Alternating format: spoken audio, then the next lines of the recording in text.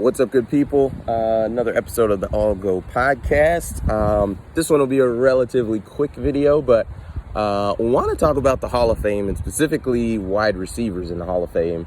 Calvin Johnson has been inducted to the Hall of Fame, first ballot wide receiver. Special guy who changed, how receivers are defended in the league. The guy was a monster. I think he had a season of over 1,800 yards receiving. Was just a monster. 6'5", 230, and was fast as can be. But the dude was special. So definitely congrats to him. Obviously, I'm a Lions fan, unfortunately, and he played his entire career with the Lions, and we had some good times with Calvin, but unfortunately, we didn't have enough success with him, so that part is a little unfortunate. But for Calvin, like I said, congrats to him, first ballot, and that's incredible. And I know he didn't have the longest career, but he was dominant when he played in the league.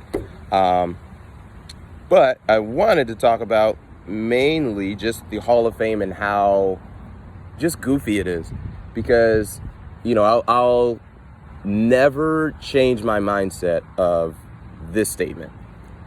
Because Terrell Owens was not a first ballot Hall of Famer when he was inducted, I don't think there ever should be a first ballot Hall of Fame wide receiver ever again. Because the fact that you can retire as number 2 in every major statistical category, as a wide receiver, as a pass catcher, behind Jerry Rice, only, who already was in the Hall of Fame.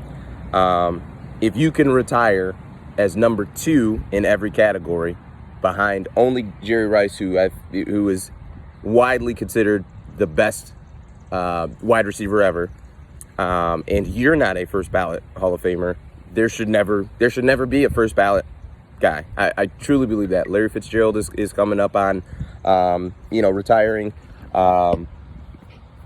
He's just one guy that kind of came to mind. Andre Johnson, I think, has just retired, if he's not. But nonetheless, as much as I love and respect those guys, there should never be one. Because if I can be number 2 in every category and not get in first ballot, there should never be another first ballot wide receiver. And you could tell me about, things as far as, what T.O. did off the field, but the Hall of Fame is not supposed to be off the field stuff. Outside of, obviously, domestic abuse and violence and criminal charges, things like that. I mean, if we're not talking about that, then, I shouldn't be skipped for the Hall of Fame to be a first ballot because your perception of me, and when I say your, I mean the Hall of Fame voters. It's just silly. And it's something that Terrell will never be able to get back. And I do understand, you should have done some things different. We can agree on that, but that doesn't mean that he should not have had that honor and that distinction of being a first ballot Hall of Famer. And maybe he doesn't care. I don't really know. But nonetheless, that's just silly to me. The Hall of Fame needs to get it together. But yeah, just wanted to do a quick video on that. So appreciate it. Peace.